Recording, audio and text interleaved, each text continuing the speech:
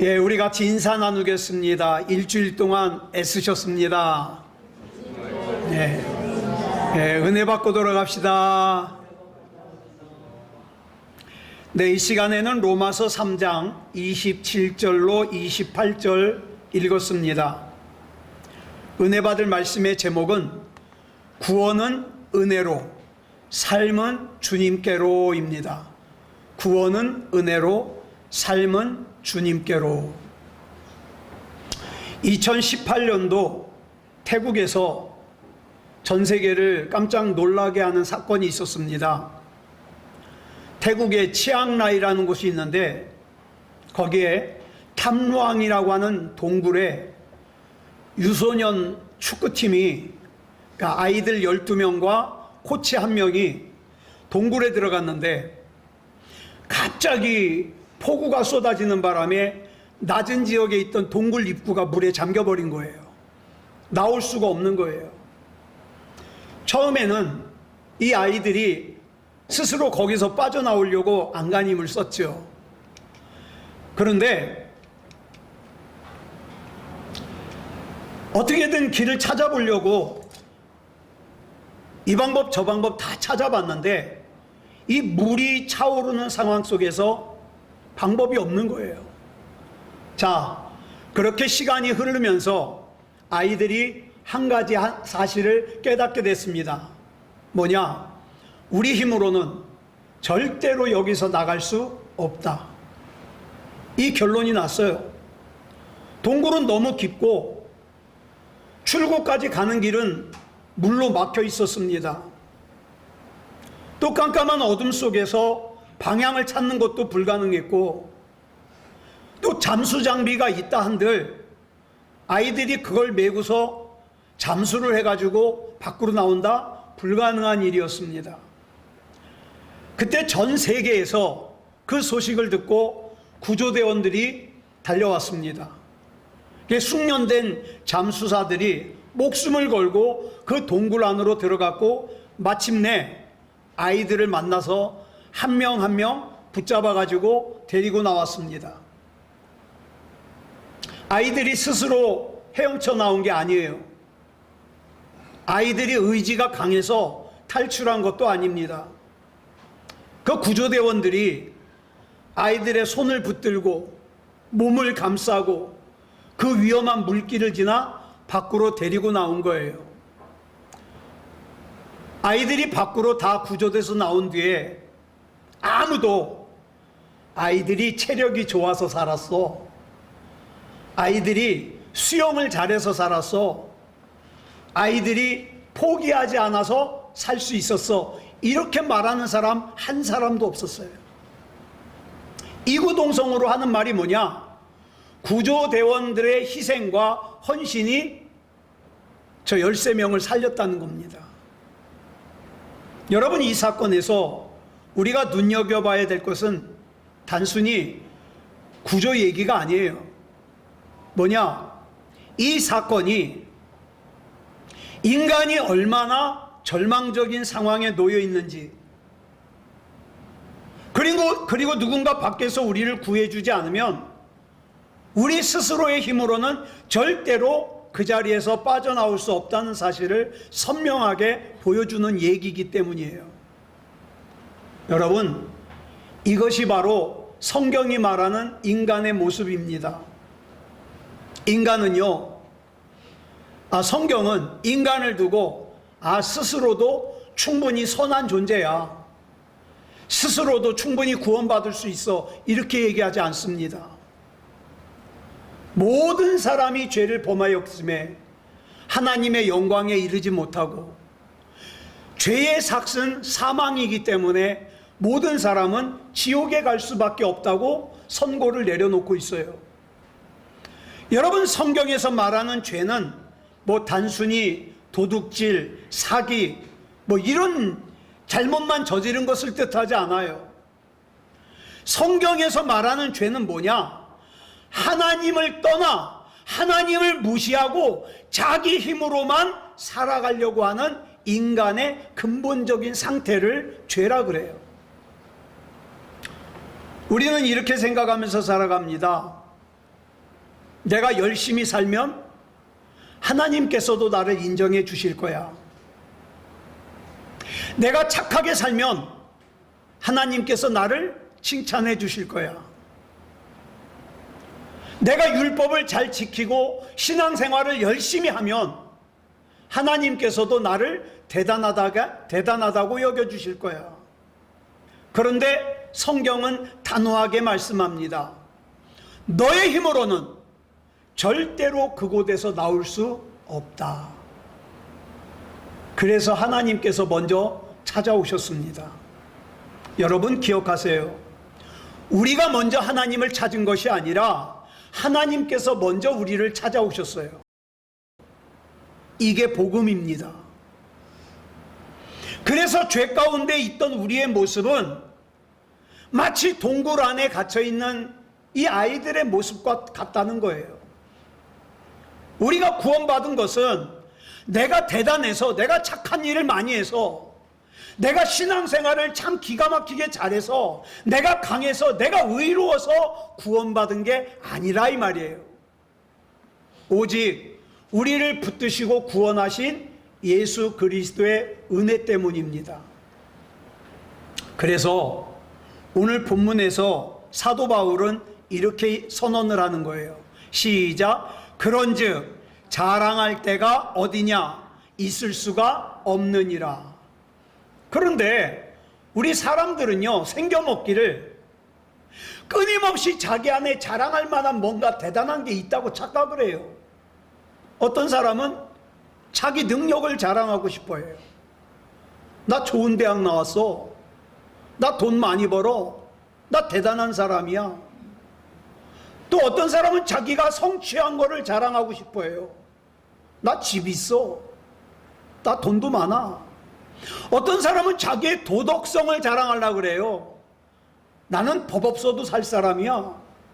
어떤 사람은 자기의 종교적인 열심을 자랑합니다. 난 예배 안 빼먹었어. 내가 얼마나 신앙생활을 성실하게 열심히 잘했는데. 그래서 누구는 성공으로, 누구는 도덕으로, 누구는 신앙생활로 자기가 대단하다고 증명을 하려고 그래요. 심지어 하나님 앞에서조차 자꾸 자기의 어떤 걸 드러내려고 그래요. 하나님, 내가 이러이러하니까 나 복 주셔야 돼요. 하나님, 내가 이러이러하니까 날 대단하다고 여겨주셔야 돼요. 자꾸 드러내려고 그래요. 그런데 바울이 로마서 3장 10절에서 선언한 말이 뭡니까? 시작. 기록된 바 의인은 없나니 하나도 없으며. 하나님 앞에서 내세울 것이 있는 사람은 하나도 없다. 사람들 사이에서는 비교가 가능해요. 누군가는 나보다 조금 좋아 보이거나 나보다 조금 못해 보일 수 있어요. 누군가는 나보다 조금 뛰어나 보이거나 부족해 보일 수 있어요. 그래서 사람들이 상대적인 의의를 붙들고 살아갑니다. 그래도 내가 저 사람보다 조금 낫지 않겠어? 아, 나 저 사람처럼 살고 싶지 않아. 그런데 하나님 앞에서는 이 상대적인 의의가 아무 소용이 없어요. 하나님은 완전한 거룩하심으로 우리를 바라봅니다. 그 하나님의 완전하신 거룩하심 앞에서는 우리는 모두 죄인이에요. 네. 그런데 복음은 여기서 끝나지 않아요. 성경이 인간의 죄를 폭로하는 것은 우리 인간을 절망시키기 위해서가 아닙니다. 성경이 자꾸 우리 보고 죄인이다 그러면서 죄를 드러내는 이유는 단 하나예요. 저와 여러분을 십자가로 인도하기 위해서입니다. 여러분, 죄의 문제는 인간의 노력으로 절대로 해결할 수 없습니다. 죄인 스스로의 능력으로 죄를 씻을 수 없어요. 그래서 죄인은요, 자기 힘으로 하나님 앞에 나아갈 수 없어요. 아무리 애써도 죄의 빚은 갚아지질 않아요. 그래서 하나님께서 먼저 길을 보여주셨어요. 길을 열어주셨어요. 여러분 주변에 예수 안 믿는 사람들 있죠? 자기는 꽤나 잘나서 예수님을 안 믿는 것 같은데 예수님을 믿는 입장에서 보면 이것처럼 어리석은 게 없는 거예요. 그렇지만 어리석지만 어떻게 해요? 기도하고 기다려줘야죠. 언제까지? 하나님이 열어주신 길을 그 사람이 볼 수 있을 때까지. 그 길이 뭐냐? 예수 그리스도십니다. 예수님께서는 죄인인 저와 여러분을 대신해서 화목제물이 되셨어요. 그래서 하나님과 나 사이에 단절된 그 관계를 이어주셨습니다. 우리가 받아야 될 심판을 대신 받으셨고 우리가 치러야 될 죄의 값을 대신 담당하셨어요. 그래서 당연히 죄를 지은 저와 여러분에게 향했어야 될 하나님의 진노가 어디에 쏟아부어졌습니까? 예수님의 십자가에 쏟아부어졌어요. 그래서 죄인이었던 우리가 하나님 앞에서 의롭다 하심을 받을 수 있게 된 거예요. 이게 복음이라고요. 여러분, 오해하시면 안 돼요. 내가 구원받은 것이, 내가 하나님 앞에 나아갈 수 있는 것이 내가 충분히 괜찮은 사람이기 때문에 그럴 수 있는 게 아닙니다. 예. 우리가 충분히 괜찮은 사람이기 때문에 하나님께 인정받은 게 아니에요. 오직 예수님께서 우리를 위해서 행하신 그 일 때문이에요. 우리는 단지 뭐만 했습니까? 예수님께서 나를 위해서 지신 십자가를 받아들이기만 했어요. 받아들이기만. 그래서 바울은 오늘 본문에서 복음의 핵심을 이렇게 선언하는 거예요. 다시 한번 같이 읽어볼까요? 시작. 그런즉 자랑할 때가 어디냐? 있을 수가 없느니라. 무슨 법으로냐? 행위로냐? 아니라 오직 믿음의 법으로니라. 그러므로 사람이 의롭다 하심을 얻는 것은 율법의 행위에 있지 않고 믿음으로 되는 줄 우리가 인정하노라. 아멘. 오늘 이 말씀은 저와 여러분에게 두 가지 중요한 질문을 합니다. 첫째, 왜 우리에게는 자랑할 것이 없는가? 이 질문을 해요. 그럼 두 번째 질문은 뭐냐? 그렇다면 참된 믿음이란 도대체 뭐냐? 이 질문을 하는 거죠. 자, 첫 번째 질문부터 살펴보겠습니다. 왜 우리에게 자랑할 것이 없는가? 자, 본문 27절에서 바울이 이렇게 묻죠. 빨간색만 시작. 그런즉 자랑할 때가 어디냐? 여러분, 이거는 답을 몰라서 묻는 게 아니에요. 바울이 이미 답을 알고 있어요. 답을 알고 있으면서 하는 질문이에요. 바울은 이 질문에 앞서서 어떤 말을 했습니까? 유대인도 죄 아래 있고 이방인도 죄 아래 있으며 의인은 없는데 하나도 없으며 하나님께서 그리스도 예수님을 화목제물로 세우셨다. 이걸 이미 설명을 했잖아요. 그래서 오늘 본문은 뭡니까? 그러므로 이젠 누구도 자랑할 것이 없다.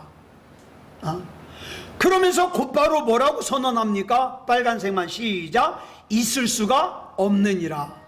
자랑할 것이 없다는 말이에요. 왜 그렇습니까? 우리가 의롭게 된 것은 우리가 무슨 대단한 행위를 했기 때문이 아니에요. 뭐 내가 모태신앙이라서 아니요. 그것 때문이 아니에요. 우리가 착하게 살아서도 아니고 율법을 완벽하게 지켜서도 아니에요. 내가 남보다 더 열심히 신앙생활을 했기 때문도 아닙니다. 오직 하나님의 은혜로 구원받았어요. 여러분, 이창원 목사가 이렇게 강단에 서 있으니까 뭐 대단한 것 같습니까? 그렇지 않아요. 십자가 앞에서는요, 모든 사람이 같은 자리로 내려옵니다. 여러분 보시다시피 우리 교회는 강단 뒤에 의자가 없습니다. 의자 놓을 자리가 없어서 안 놓은 것이 아니에요. 이유가 있어요. 왜? 이 강단에서 내려가면 누구도, 목사도 장로도 권사도 집사도 다 누구를 바라봐야 돼요? 하나님을 바라봐야 돼요. 그래서 이 뒤에 의자를 안 놓은 거예요. 여러분, 하나님 앞에서는요, 오랫동안 신앙생활을 한 사람도, 오늘 처음 교회에 나온 사람도 똑같이 은혜로 구원받습니다. 그 누구도 자기의 대단한 공로로 구원받는 게 아니에요. 그러니까 정리하면 구원의 시작도 하나님, 구원의 과정도 하나님, 구원의 완성도 하나님이세요. 사도 바울이 갈라디아서 6장 14절에서 이렇게 고백합니다. 시작. 그러나 내게는 우리 주 예수 그리스도의 십자가 외에 결코 자랑할 것이 없으니. 여러분, 사실 바울은 자랑할 게 많은 사람이었어요. 태어난 지 8일 만에 할례를 받은 정통 이스라엘 사람이에요. 그 다음에 12지파 중에서 명문 지파인 베냐민 지파 출신이에요. 히브리인 중에 히브리인이에요. 당대 최고의 율법 선생인 가말리엘의 제자예요. 우리로 말하면 서울대 나온 것보다 더 대단해요. 바리새인이에요. 열심으로는 그 유대교회에서 대제사장과 제사장들에게 인정을 받는 그런 사람이에요. 교회를 박해할 정도로 율법으로는 흠이 없는 사람이에요. 그런데 이렇게 대단한 바울이 예수 그리스도를 만난 뒤에 자기가 그동안 그토록 자랑스러워했던 모든 것을 해로 여기고 배설물로 여겼다는 거예요. 자기는 그동안 그게 참 대단해서 자기보다 못해 보이는 사람들 앞에 고개를 꼿꼿하게 들고 다녔는데, 예수님을 만나고 보니까 이게 아무것도 아닌 거예요. 그게 배설물처럼 버렸어요. 그리고 오직 예수 그리스도의 의만 붙들었습니다. 우리도 마찬가지예요. 저와 여러분이 하나님 앞에 설 때 다른 거 내세울 거 아무것도 없습니다. 바울이 자랑한다 그러잖아요. 결코 자랑할 것이 없으니. 이 자랑은 뭐냐? 잘난 척하는 게 아니에요. 잘난 척하는 자랑이 아니라 여기서 말하는 자랑은 나는 하나님 앞에서 인정받을 이유가 있습니다 라고 생각하는 자랑이에요. 그런 자랑이라면 나도 갖고 있었는데 그런 생각 안 들어요? 나는 하나님 앞에 인정받을 조건이 있다 이 말이에요. 예수 오래 믿은 거, 교회 오래 다닌 거, 직분이 목사인 거. 그런데 바울은 뭐라 그래요? 그런 자랑할 것이 없다는 거죠. 왜요? 사실 우리가 가진 모든 것은 하나님께 받은 거거든요. 예. 내가 믿음다운 믿음을 가진 것도 하나님의 은혜예요. 내가 하나님의 말씀을 읽거나 들을 때 깨달아져 가지고 감사한 거 하나님의 은혜예요. 내가 오늘 예배 자리에 나와서 예배 드리는 거 하나님의 은혜예요. 내가 기도할 수 있는 것도 하나님의 은혜예요. 전부 하나님의 은혜예요. 그러니까 목에다 힘줄 거 아무것도 없어요. 처음도 은혜요, 지금도 은혜요, 마지막도 은혜예요. 그래서 믿는 사람의 가장 큰 특징이 뭔지 아십니까? 자기 자랑하지 않아요. 왜? 지금까지 살아온 거 하나님의 은혜거든요. 자기 열심이 아니라 하나님의 은혜를 자랑합니다. 자기 능력이 아니라 십자가를 자랑합니다. 자기가 얼마나 대단한 사람인가를 말하지 않고 하나님이 얼마나 크신 분인가를 고백합니다. 그래서 자랑할 것이 없어요. 자, 그럼 두 번째 질문. 그럼 참된 믿음이 뭡니까? 바울이 본문 27절에서 이렇게 말합니다. 빨간색만 시작. 무슨 법으로냐? 행위로냐? 아니라 오직 믿음의 법으로니라. 여기 보니까 믿음의 법이 나와요. 여러분, 굉장히 중요한 말씀 드리려고 그래요. 여러분이 생각하는 믿음이 뭡니까? 나는 믿어. 나는 믿음이 있어. 뭘 믿는 거예요? 하나님이 계시다는 거 믿는 거예요? 아니, 그거 아니에요. 뭐냐? 진짜 믿음이 있는 사람은 예수 그리스도를 신뢰하고 내 삶을 온전히 그분 앞에 맡기는 거, 이게 진짜 믿음이에요. 나 하나님 살아계신 건 믿는데 내가 하나님 앞에 내 인생 맡겼다가 잘못되면 누가 책임져? 그건 믿음이 아니에요. 다시 말해서 하나님께 내가 뭔가를 드리는 게 아니라 진짜 믿음이 뭐냐? 하나님께서 나에게 베푸시는 은혜를 그대로 거부하지 않고 받아들이는 거예요. 그게 믿음이에요. 그런데 우리는 종종 믿음을 너무 가볍게 생각합니다. 나는 예수님을 믿습니다. 말로 한마디 하면 다 끝났다고 생각해요. 자기 믿음이 있다고 생각해요. 물론 이 고백이 중요합니다. 왜? 믿음은 반드시 입술의 고백으로 나타나야 되니까 이 고백이 중요해요. 그런데 성경이 말하는 믿음은 이 한마디 고백이나 또 예배를 드리는 도중에 잠깐 내 마음이 뭉클하고 어떤 감동이 일어났다고 그걸로 다 끝나는 게 아니에요. 그럼 참된 믿음이 뭡니까? 내 삶의 방향이 바뀌는 거예요. 내 삶의 방향이. 왜냐하면 내 믿음의 대상이신 예수 그리스도가 누군가를 아는 사람은 삶의 방향이 바뀔 수밖에 없어요. 이걸 모르니까 옛날 생활이랑 똑같은 거예요. 여러분, 우리 예수님은 단순히 우리 문제나 해결해 주시는 분이 아닙니다. 예수님은 우리의 주인이십니다. 예수님은 내가 필요할 때만 찾는 무슨 램프의 요정 같은 분이 아니에요. 내 삶 전체를 맡겨야 되는 분이에요.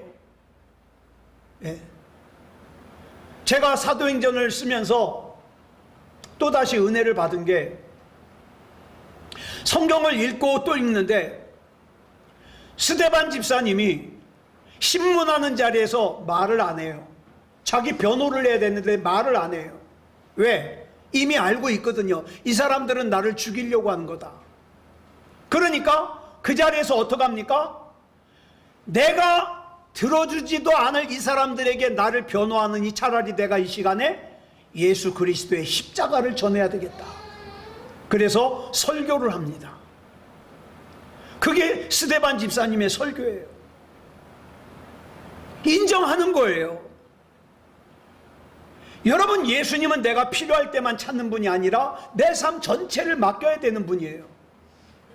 여러분 잘 아시는 요한복음 1장 12절을 보니까 이렇게 말씀하고 있어요. 시작. 영접하는 자, 곧 그 이름을 믿는 자들에게는 하나님의 자녀가 되는 권세를 주셨으니. 아멘. 여기 보니까 영접하는 자 이꼴 뭐예요? 그 이름을 믿는 자들이에요. 예수님을 영접한다는 게 뭐냐? 예수님의 이름을 믿는 거예요. 저와 여러분이 정말 예수님을 믿는다면 예수님을 영접해야죠. 예수님을 구주로 영접한 사람은 내 주인이 예수님이니까 예수님의 뜻대로 살아야죠. 여러분, 예수님을 구주로 영접한다는 것은 단순히 예수님에 관한 정보만 아는 것이 아니에요. 예수님을 내 삶 가운데 모셔드리고 예수님과 내 삶의 관계를 맺고 나의 구주와 나의 주님으로 받아들이는 거예요. 이게 진짜 믿는 거예요. 그러니 지금 이 땅에 예수님을 진짜 믿지 않으면서 믿는다고 얘기하는 사람들이 얼마나 많겠냐고요. 여러분, 성경에서 나오는 이름은요, 단순한 호칭이 아니라 그 사람의 존재와 인격을 설명합니다. 그러니까 내가 예수님의 이름을 믿는다는 건 뭡니까? 예수님이 하나님의 아들이심을 믿는 거예요. 나의 죄를 씻기 위해 십자가에 죽으신 구원자이심을 믿는 거예요. 죽음을 이기고 부활하셔서 지금도 역사하고 계심을 믿는 거예요. 나는 그 주님 앞에 내 인생을 맡기겠다는 거예요. 그래서 나의 5년 후, 10년 후를 걱정하는 게 아니라 나는 예수님께 맡겼으니까 평안을 얻는 거죠. 쉬운 예를 하나 들어볼게요. 의자가 하나 있어요. 자, 뭐가 의자를 믿는 걸까요? 아, 여기 의자가 하나 있네? 그거 아는 게 전부일까요? 아니요. 진짜 의자를 믿는 사람은 그 의자에 앉습니다. 그 다음에 의자에 앉은 다음에 그 의자가 무너질까봐 겁이 나가지고 다리에 잔뜩 힘을 주고 있는 거는 의자를 믿는 게 아니에요. 진짜 의자를 믿는 사람은 앉은 다음에 그 의자에다가 자기 몸을 다 지탱하고 다리에 힘을 주지 않는 거예요. 이게 진짜 의자를 믿는 거예요. 믿음도 똑같아요. 예수님을 믿는다는 것은 예수님이 계시네, 하나님이 계시네, 이게 믿는 게 아니에요. 내 인생의 무게를 예수님께 맡기고, 나의 죄를 예수님께 맡기고, 나의 미래를, 나의 노후를 예수님께 맡기고, 나의 염려를 예수님께 맡기고, 나의 계획을 예수님께 맡기고, 나의 삶 전부를 예수님께 맡기고 평안하는 거. 주 안에 있는 나에게 단 근심 있으랴. 없는 거죠. 평안한 거죠. 그런데 예수님을 믿는다는 사람이 여전히 자기 걱정은 틀어지고 있어요. 염려는 틀어지고 있어요. 자기 계획은 자기가 세워요. 다리에다가 온통 힘을 주고, 이 의자, 예수님이라는 의자가 무너지면 어떻게, 누가 책임져? 그래가지고 자기 다리에다가 힘주고 있어요. 그리고 겉모습으로만 난 예수님 믿어. 아니요, 믿는 거 아니에요. 그러므로 믿음은 내 생각이 항상 옳다고 여기던 자리에서 내가 내려오고 그 인생의 주인의 자리에 예수님이 앉으시는 거예요. 그게 진짜 믿음이에요. 그리고 예수 그리스도의 의의를 붙드는 거예요. 하나님, 제가 보니까 제 안에 의의라는 것이 없네요.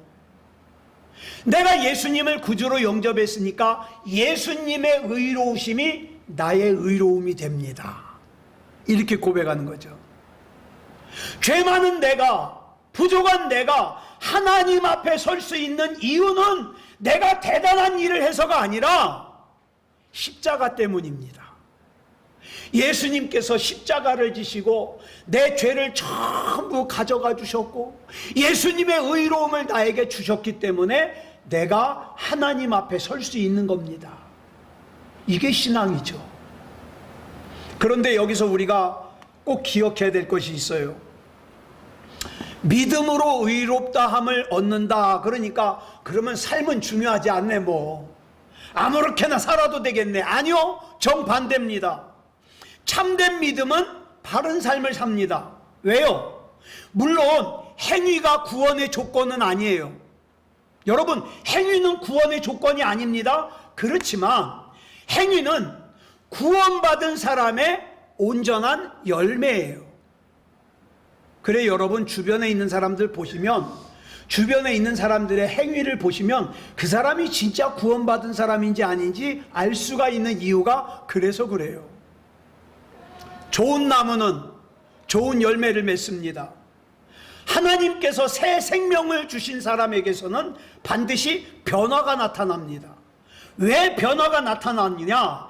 변화해야 하나님께 받아들여지기 때문이 아니라 내가 하나님께 받아들여졌으니까, 하나님께서 나를 의롭다 여겨주시니까 내가 말을 이렇게 하면 안 되지, 내가 행동을 이렇게 하면 안 되지, 내가 생각을 이렇게 하면 안 되지. 왜? 하나님이 나를 받아주셨는데.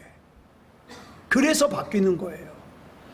내가 하나님 앞에 사랑받기 위해서 순종하는 게 아니라 내가 이미 하나님께 사랑받았으니까 순종하는 거예요.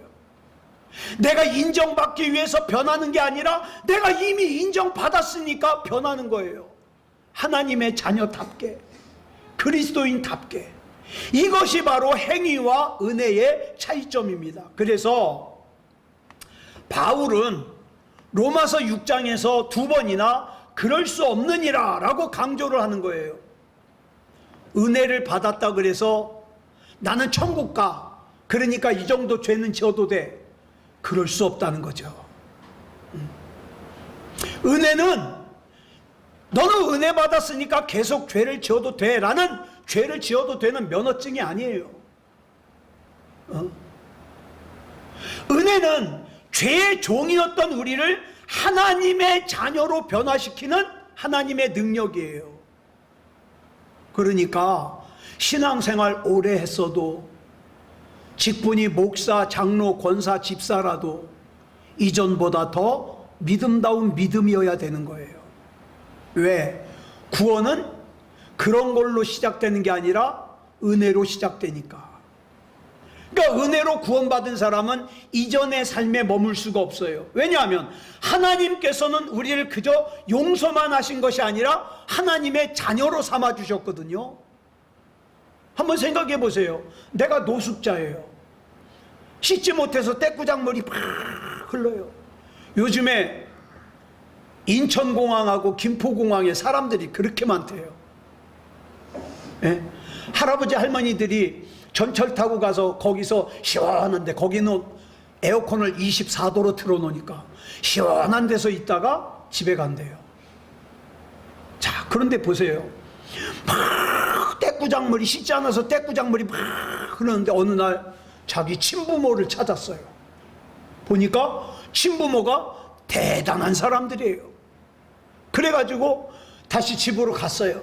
그러면 이전에 그 떼꾸장물 줄줄 흐르고 다 찢어진 거 입던 거 그냥 입고 살아야 될까요? 아니잖아요. 때 한꺼풀 벗겨내고 냄새 좋은 로션도 좀 바르고 그 다음에 예쁘고 좋은 옷을 갈아입어야 될 거 아니에요. 그 대단한 부모의 자녀답게 살아야 될 거 아니에요. 옷만 그렇게 입어요? 이제 말도 그렇게 해야 돼요. 이제 행동도 대단한 부모의 자녀답게 해야 돼요. 우리도 마찬가지예요. 하나님의 자녀가 되었기 때문에 삶의 방향이 바뀌는 거예요. 이전에는 내가 내 삶의 중심이었기 때문에 내 맘대로 살았지만, 내 생각이 판단의 기준이었고 내 욕심이 내 삶의 방향이었지만, 이제 내가 하나님의 자녀가 되었으니까 바뀌어야 돼요. 바뀌어야 돼요. 이제는 내가 주인이 아니라 예수님이 주인이기 때문에 내 뜻보다 하나님의 뜻이 중요한 거예요. 내 계획보다 하나님의 인도하심을 신뢰해요. 내 욕심보다 하나님의 말씀에 순종해요.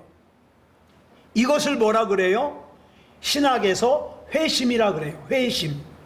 다음 주부터 이거 회심을 좀 나누려고 그러는데, 여러분, 회심은요 감정적인 경험 하나로 끝나는 게 아니에요. 나 은혜 받았어. 나 예배 드리다가 눈물이 찔끔 나왔어. 은혜 받았네? 그리고 변하는 건 아무것도 없어요. 그거 은혜 받은 거 아니에요. 드라마 보면서도 울 수 있어요. 그거 은혜 받은 거 아니에요. 바뀌어야지요.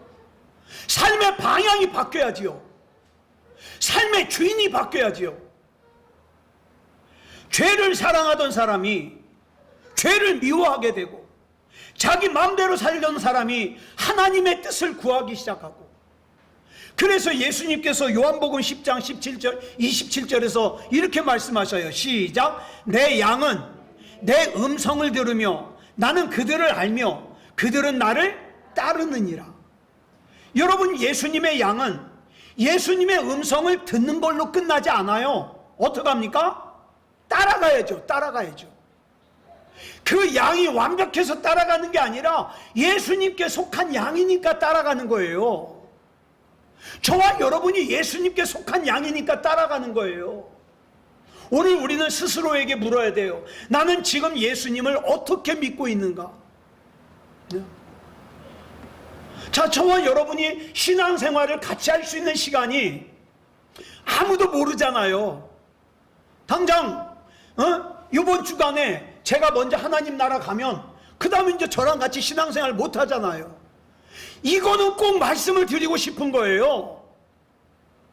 지난 30년 동안 이창원 목사랑 신앙생활 하면서 중요한 거는 이창원 목사를 아는 게 아니라 뭐가 중요한 거예요? 나는 지금 예수님을 어떻게 믿고 있는가?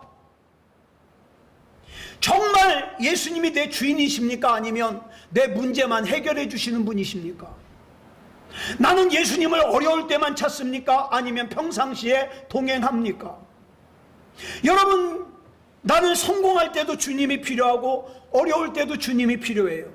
기쁠 때는 주님을 찬양하고 힘들 때는 주님을 붙들어야 돼요.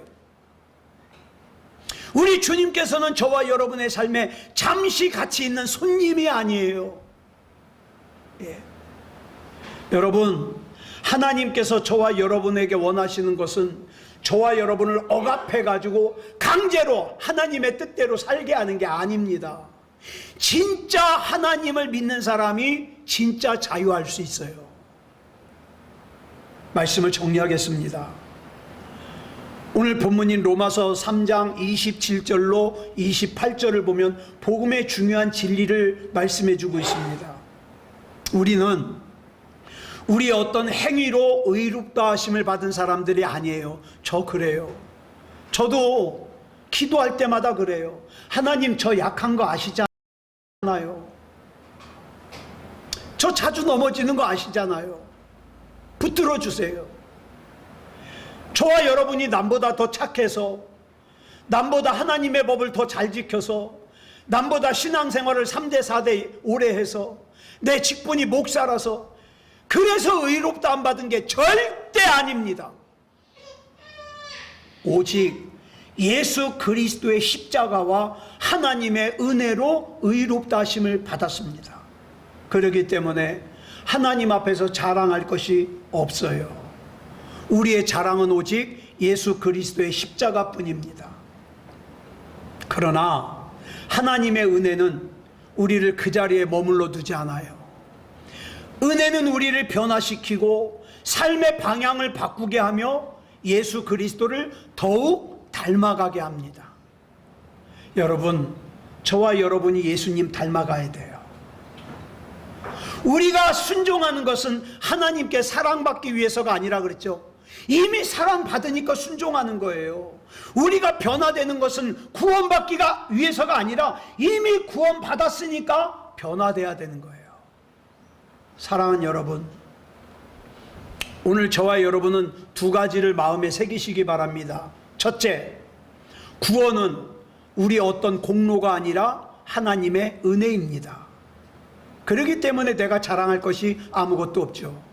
둘째, 은혜로 구원받은 사람은 삶의 주인 자리를 우리 주님께 내어드립니다. 예수님을 입으로만 주여 주여 그러면 안 돼요. 마태복음 7장에 그랬잖아요.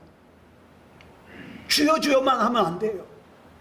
진짜 주님을 내 삶의 주인으로 모셔드리고 주님의 음성에 순종하는 삶을 살아야 돼요.